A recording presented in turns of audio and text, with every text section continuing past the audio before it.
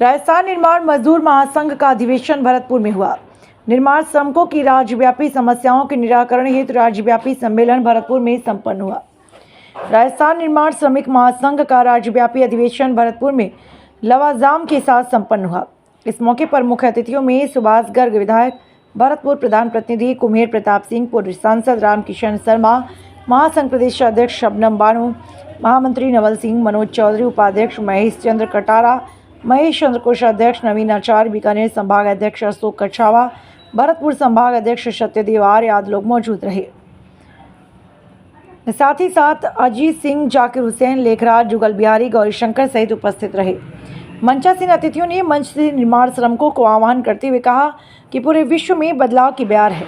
इस बदलाव की बयार में हमें एकजुटता का परिचय देते हुए एक सुर ताल में आगे बढ़ना होगा, तभी निर्माण श्रमिकों की संविधान सम्मत मांगे मानी जाएगी।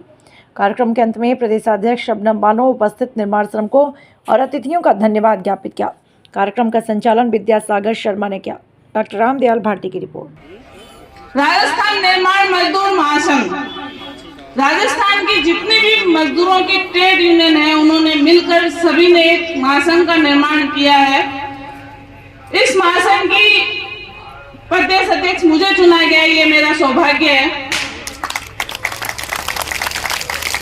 हमारे जितने भी बड़े लीडर हैं सभी मेरे से गणमान्य हैं, सभी मेरे से ओहदे में बड़े हैं, सभी मेरे से पद में बड़े हैं, लेकिन सबसे छोटी होने के नाते उन्होंने मुझे चुना। पता नहीं मुझ में क्या देखा, आप लोगों का हो सकता है मैं नेतृत्व कर सकती हूँ, इसीलिए शायद इन्होंने मेरे को चुना। आज हमारे जो सभी अतिथिगण बैठे हैं उनसे मैं ये कहना चाहूंगी, भरतपुर में जो ट्रेड यूनियंस हैं वो बहुत एक्टिव है। बहुत एक्टिव होने के कारण आज इतने लोगों की उपस्थिति हमें ये बता रही है कि वाकई में मजदूर हैं जो हम लोगों को सुन सकते हैं, समझ सकते हैं।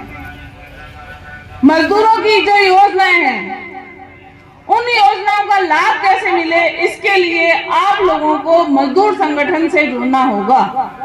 मजदूर संगठन से जुड़ेंगे तब मजदूरों का नेतृत्व आपका संगठन का पदाधिकारी आपके लिए करेगा। आप किसी ई मित्र पे जाते हैं, आपको कोई सूचना नहीं मिलती है, किसी भी ई मित्र पे जाके आप फॉर्म को अप्लाई करते हैं, आवेदन को अप्लाई करते हैं, वहां कोई आवेदन रिजेक्ट हो जाता है तो ई मित्र वाला आपको फोन नहीं करता, आपको सूचना नहीं करता। किसी भी संगठन से आप जुड़ेंगे तो उस संगठन के लिए उसका ये कर्तव्य बनता है कि उसके मजदूर का काम होना चाहिए। हम लोग मजदूर की बात, राष्ट्र की बात इसीलिए करते हैं कि मजदूरों को कोई नहीं पूछता। आप मंच पे बैठे हैं, मेरी बात को अदर वे में ना लें।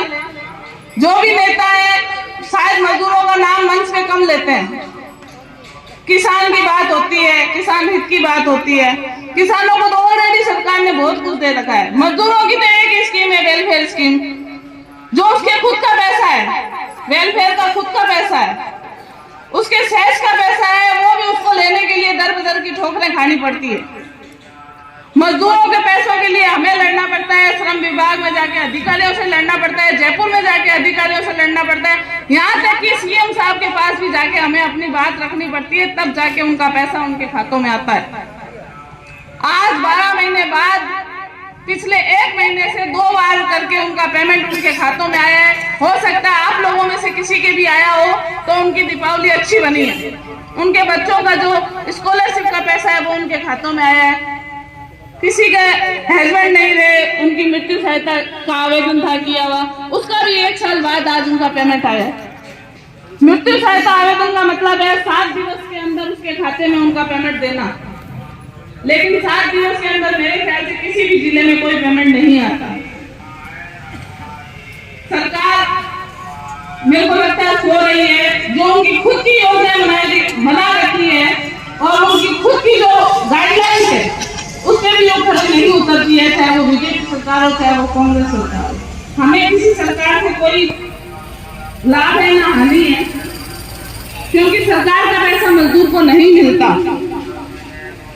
हम ये चाहते हैं कि हमारे बीच में जो अतिथि है वो सरकार तक हमारे मजदूरों की बात को पहुंचाए, ताकि उनको उनका पेमेंट, जो उनकी योजना है, उनका लाभ समय पे मिले और मजदूर भी खुशी खुशी हर साल अपने बच्चों के लिए जो उनकी स्कीमों की सहायता से उनको आवेदन का लाभ मिलता है उसमें भागीदारी निभा सके।